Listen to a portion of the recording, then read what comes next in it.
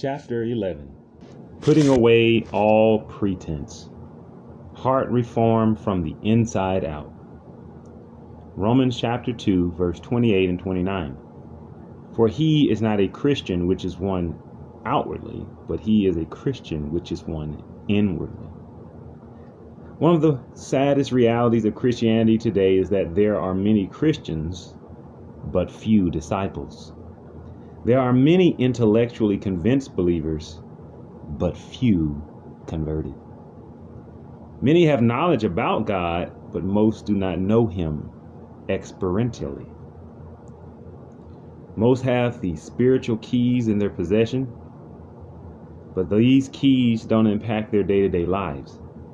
As a result of this sad reality, God cannot work as he desires, and in actuality, our own spiritual pretense without true heart conversion is actually holding back heaven's blessings. A number of years ago in the Congo, there was a pop star singer who was very popular. The Lord touched his heart and he gave his life to Christ. He thought that when he came into the church, he would escape from the world. Instead, he found the world already in the church. Sadly, this is too often what we find today. Many who call themselves Christians are mere human moralists. They have refused the gift which alone could enable them to honor Christ by representing him to the world.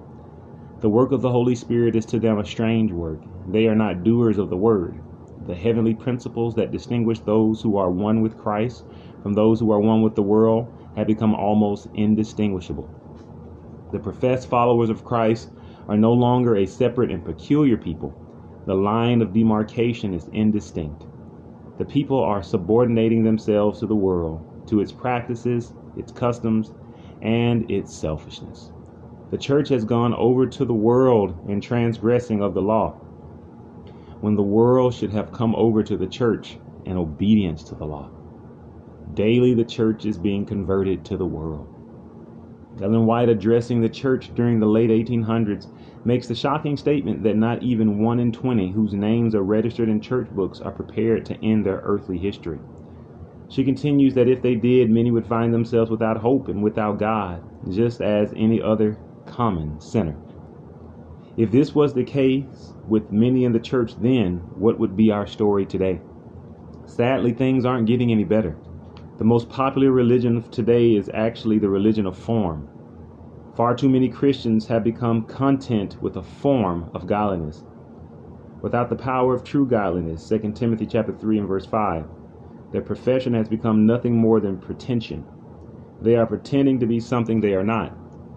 When I speak, I often ask congregations, what would happen if a movie screen was played today for the whole church to see your personal activities from this past week? What would we see about the way you lived your life, about the way you talk to your family members, about your conversations with your coworkers, about what you listened to in the car, about what you looked at on the internet, about your thought life towards those around you, about your thoughts about the lives towards those around you? Would you be okay if the movie was shown for all of us to see? Of course, it's not what our fellow church members see that is most important. It's what God sees. The Bible tells us, the Lord seeth not as man seeth, for man looketh on the outward appearance, but the Lord looketh on the heart. 1 Samuel chapter 16 and verse 7. God is concerned with our hearts, what goes on in our minds. What do we enjoy when no one is watching? What is the motive of our thoughts and actions? Are we really seeking him, or are we just trying to hold up a respectable reputation? If there's anything that God does not accept, it's pretenders. Pretense, another word for hypocrisy, actually holds back his spirit and his blessings. Inspiration tells us soberly, the influence most to be feared by the church is not that of open opposers, infidels, and blasphemers, but of inconsistent professors of Christ. These are the ones that keep back the blessing of the God of Israel and bring weakness upon his people. There must be no pretense in the lives of those who have so sacred and solemn a message as we have been called to bear. The world is watching Seventh-day Adventists because it knows something of their profession of faith and of their high standard. And when it sees those who do not live up to their profession, it points at them with scorn. Has our profession turned into mere pretense? While we may be able to fool ourselves some of the time, and we may be able to fool others most of the time, remember that we cannot fool God any of the time. If we truly want to see our prayers answered and be effective in ministry, not to mention being prepared to meet Jesus, all our pretentious Christianity must stop. Period. Heart reform from the inside out. In Zambia, there is a unique river named the Luapula. The name Luapula means cutting through. The reason it got this name is because it cuts through one lake, then through mountains and valleys, then through another lake, then through more valleys, and then through a third lake before it finally reaches the ocean. What makes this river unique is that as it cuts through these three lakes, it does not change its speed, nor does it mix with the lakes through which it passes. It keeps its own identity. Fishermen report that fish from the lakes and fish from this river are different. They also report that water from the lakes and water from the river taste different. We as the people of God should be like this river. We are traveling on our way to heaven. On this journey, we travel through many mountains and many valleys. We travel through the world, the three lakes, but we are not to become like the world. We are to be dead to the world, undiluted, separate, and set apart. While remaining separate and set apart, we should attract the world to the Christ we serve and the life we live. Just as the Luapula River's strong current will pull people into its flow, so we should be so strong in the Lord that people will be pulled into his flow. But if we allow ourselves to be swallowed by the world, we are not only losing our identities as believers, but we have no power to bring people with us to heaven. For this very reason, God tells us, and be not conformed to this world, but be ye transformed by the renewing of your mind, that you may prove what is that good and acceptable and perfect will of God.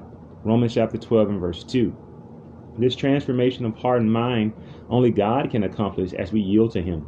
No matter how much we esteem this fragrant divine nature from Christ, we are not capable of producing it on our own strength. That's why we are admonished we need to be converted daily. Our prayers should be more fervent. Then they will be more effective. Stronger and stronger should be our confidence that God's Spirit will be with us, making us pure and holy, as upright and fragrant as the cedar of Lebanon. It's not easy to die to self daily, but if we will surrender our heart and will to Christ, if we will consent for him to do the work, he will do it. Ellen White writes, many are inquiring, how am I to make the surrender of myself to God? You desire to give yourself to him, but you are weak in moral power, in slavery to doubt, and controlled by the habits of your life of sin. Your promises and resolutions are like ropes of sand. You cannot control your thoughts, your impulses, your affections. The knowledge of your broken promises and forfeited pledges weakens your confidence in your own sincerity and causes you to feel that God cannot accept you. But you need not despair. What you need to understand is the true force of the will. This is the governing power in the nature of man, the power of decision or of choice. Everything depends on the right action of the will. The power of choice God has given to men. It is theirs to exercise. You cannot change your heart. You cannot of yourself give to God its affections, but you can choose to serve him. You can give him your will. He will then work in you to will and do according to his good pleasure. Thus, your whole nature will be brought under the control of the Spirit of Christ. Your affections will be centered upon him. Your thoughts will be in harmony with him. That's the amazing wonder of the power of God. When we give him permission, he changes us from the inside out. This is the key. We don't have another 2,000 years of the church to fool around with the Great Commission that we've been given. We probably don't even have another 100 years if we look at the signs of the times in which we live. Time is running out. Jesus is coming soon, and the gospel message must go out to the entire world. But before Christ can use us, before he can answer our prayers, we must put away all pretense. We must be consecrated personally. When we are, his Holy Spirit can be poured out. The Lord does not lock the reservoir of heaven after pouring his Spirit upon the earthly disciples. We also may receive of the fullness of his blessing. Heaven is full of the treasures of his grace, and those who come to God in faith may claim all that he has promised. If we do not have his power, it is because of our spiritual lethargy, our indifference, our indolence. Let us come out of this formality or form of religion and deadness. There is a great work to be done for this time, and we do not half realize what the Lord is willing to do for his people. The gospel still possesses the same power it had in apostolic times. God's promises have not changed. His people must change. He's looking for disciples, consecrated, committed followers. He's given us all we need for life and godliness. 2 Peter chapter 1 and verse 3. But he is asking us to walk a higher road. This time, he is the one asking us for more. End of chapter 11.